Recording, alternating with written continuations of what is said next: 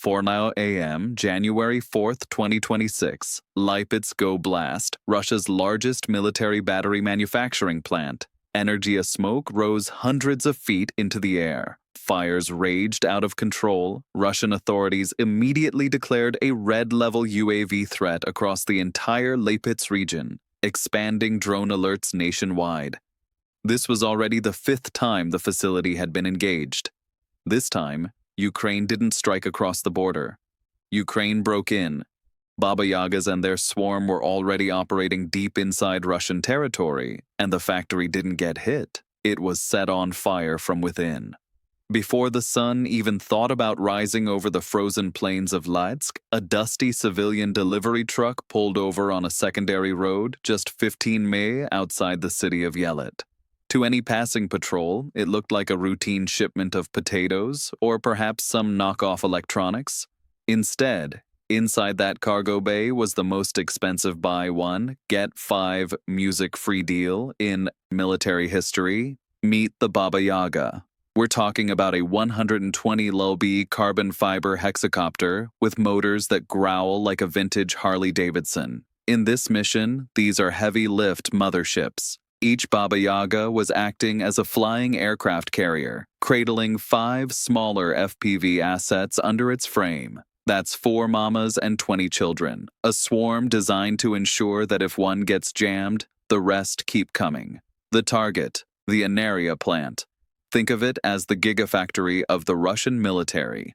This facility is the heartbeat of their precision-guided gear, churning out the high-end lithium-ion batteries that power his Kandar missiles, Kinjal hypersonic systems, music, and those pesky UMPK-guided bombs.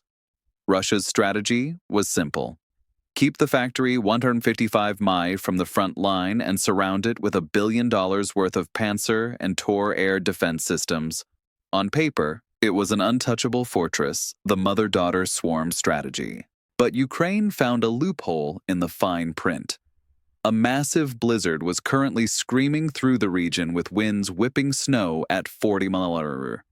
While the Russian radar operators were likely huddled near their heaters, assuming nothing could fly in this mess, the Ukrainian team knew better. To a high-precision thermal sensor, a blizzard isn't a barrier, it's a free invisibility cloak. The wind would swallow the sound of the motors, and the snow would clutter the Russian optical sensors. The plan was a pure high-stakes gamble. This was a one-way trip. Ukraine was ready to sacrifice every single one of these assets worth maybe a few $100,000 total for the chance to structurally compromise a production line worth hundreds of millions. With the coordinates locked into the anti-jamming GPS and the mesh network synced, the team pulled the chocks. The motor spun up, biting into the freezing air, and the swarm vanished into the white outflying just 60 FA off the deck. The party was starting. Inside the Ukrainian control van, 15 mi away, the operators were watching their screens with a cold surgical music focus. They weren't using Starlink or traditional radio too easy to jam. Instead, they were running a proprietary mesh network. Think of it like a high-speed game of telephone where the players are robots. If one mama drone gets hit by a Russian jammer, her sisters instantly pick up the Slack relaying navigation data in a split second. It's a self-healing brain in a blizzard. And the sound, listen. Those large carbon fiber blades through a snowstorm don't sound like a high-tech decoy gliders blind the radar weapon. They sound like a beat-up 1970s music tractor chugging through a field. To the locals in Lipetsk, it was just the comforting low-frequency thrum of old Ivan working the night shift. Nobody looked up. Nobody even suspected that assassins were piggybacking their way toward the heart of the Russian missile supply chain. Now, let's flip the script. Let's talk about the bouncers at this party. The Panzer S1 and the Tor M1. Music. On paper, these systems are the Avengers of air defense. The Panzer's radar is supposed to see a bird's heartbeat from 20 meters out, and about an hour before the real party started, those radars actually did catch something. A few hundred miles away, the Russian Ministry of Defense was already celebrating. They just engaged 4 long-range Ukrainian decoys, basically cheap plywood gliders with lawnmower engines. The Russian crews were clinking vodka glasses, high-fiving, and posting on Telegram about how they'd neutralized the threat. They thought they'd won the Super Bowl. In reality, they just used a $1 million missile to swat a $500 kite. But here is the genius detail that the Kremlin completely missed. By feeding the Russian ego with loud, cheap decoys, Ukraine had effectively blinded the bouncers. The Russian defense was now fully convinced the sky was clear. They were leaning back, relaxed, blissfully unaware that the invisible swarm was now less than 5 miles from the factory gates. If you were the Russian commander and you just saw your radar screen go quiet after a successful engagement, would you keep your finger on the trigger, or would you go get that cup of tea? Well, while the Russians were choosing their tea, the Ukrainian operators were choosing their targets. And, folks, the significant thermal event they were about to deliver was going to make those $1 million Panzer missiles look like expensive garden ornaments. 5 miles out from the Energia plant, the game of cat and mouse officially ended. The 4 Baba Yagas slowed their forward momentum, hovering like dark mechanical vultures at 400 Antindiri. At this height, they were high-altitude signal relay stations. This is where the Ukrainian plan goes from music clever to pure genius. By staying back, the motherships could maintain a crystal-clearer mesh link with their children, while the smaller assets dove into the radar shadows below. Then the drop happened. Within 60 seconds, 20 FPV drones, each packed with enough high-grade explosive to turn a semi-truck into a colander, detached from their mother ships. They didn't just fly in a straight line, folks. They fanned out. 5 from the north, 5 from the south, 5 from the east, and 5 from the west. This is what we call a saturation profile. Even the best Russian AI-assisted fire control computer has a nervous breakdown saturation strike on power grid when 20 independent targets suddenly bloom on the screen from 4 different zip codes simultaneously. It's like trying to catch 20 tennis balls thrown at your head at once. You might catch 2, but the other 18 are going to leave a mark. The first wave, about 8 of these little assassins, had one specific job: neutralize the lights. They dove straight for the main electrical substation just outside the factory perimeter. It was surgical. One drone impacted the primary transformer, and for a split second, the Russian night was lit up by a brilliant, blinding blue arc of 110,000 volts. Well, technically, it was a significant electrical discharge, music, but to the Russians it meant the entire sector just went pitch black. The facto's perimeter lights flickered and died. The heating systems cut out, but most importantly, the Russian radar units, which were already struggling with the snow, suddenly lost their primary power source and had to wait for the chugging backup generators to kick in.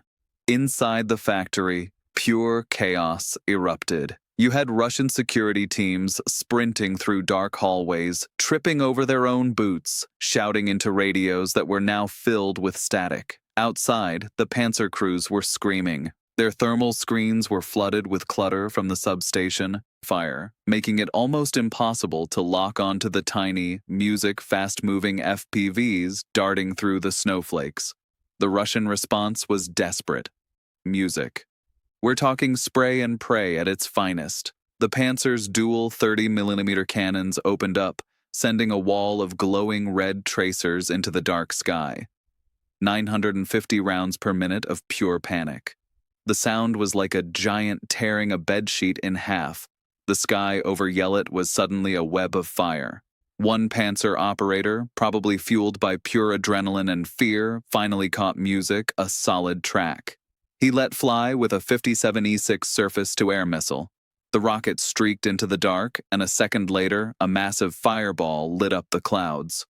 "Contact!" the Russian commander probably screamed. They'd hit one of the Baba Yagas.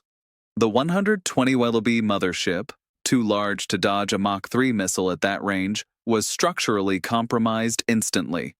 It spiraled down like a shot-down bomber, its carbon fiber frame shattering against the frozen earth. Along with the Mama drone, the Russian cannons managed to swat about 6 or 7 of the smaller FPV drones out of the air. To the Russians, this felt like a victory. Their Telegram channels were probably already drafting the headline, Massive UAV attack repelled music strategic facility safe. But here's the cold, hard math they forgot to do. Russia just traded a $1 million missile and thousands of rounds of specialized ammo for music, about $15,000 worth of Ukrainian plastic and motors. And the music, worst part for Moscow, they only hit the bouncers. The scorecard now read 3. Baba Yaga still hovering, still relaying music, perfectly clear signals, and 13 FPV children had already cleared the fence line. They were inside the perimeter. Music. They were past the kill zone and they were currently staring down the ventilation shafts of the lithium-ion production hall. The Russian garrison was cheering for a kill, completely unaware that they had just protected a facility that was already, for all intents and purposes, dead on its feet. The high-stakes game was about to enter the sacrificial spin. Baba Yaga versus Pantsir, the final boss phase. And folks, you might want music to grab some popcorn because things are about to get very, very hot. As the 13 remaining FPV drones, those little 4-pound assassins, screamed toward the factory, the Russian defense finally woke up, and they woke up angry. The liaison electronic warfare system, music, a massive truck-mounted jammer inside the perimeter, suddenly flooded the airwaves with white noise. On the Ukrainian screens, music 15 mi away, the video feeds turned to static. For a split second, it was a disaster. 4 FPVs lost their link immediately. They began to wobble, losing their inner ear, and spiraled helplessly into the snowdrifts, music, like wounded birds. The Russian commander was probably screaming into his radio, thinking they'd save the day. But here's the twist. The 3 Baba Yagas hovering above weren't just watching, they were working. One operator flicked a switch, and the mothership's high-power relay boosted music, the signal, punching through the Russian, jamming like a sledgehammer through a glass window. The static cleared. 9 FPV drones regained their vision, and just 100 FT from the workshop roofs. The Russians didn't blink. A Pantsir S-1 vehicle roared into a new position, its twin 30mm cannons suing 180 degrees with a mechanical wand. A wall of glowing red lead filled the air. 2 more drones were vaporized in midair, turned into a cloud of plastic confetti. But the remaining 7, they dove. They jinxed left, then right, dancing through the tracers like they were in a Hollywood action flick. One drone punched through a workshop skylight. Another slammed into the side of the loading dock. Multiple high-intensity thermal events erupted across the auxiliary buildings. The Russian fire crews, who were already struggling with the blackout, now had to face the reality of lithium-ion cells beginning their terrifying thermal runaway. But the Russians weren't done yet. They knew the big mamas were still out there. The Panzer operator locked his fire control radar onto the lead Baba Yaga. He didn't wait. Music. He launched 2 57E6 missiles in rapid succession. The first missile streaked through the blizzard, and folks, it was a direct hit. The lead strategic checkmate, missile supply chain.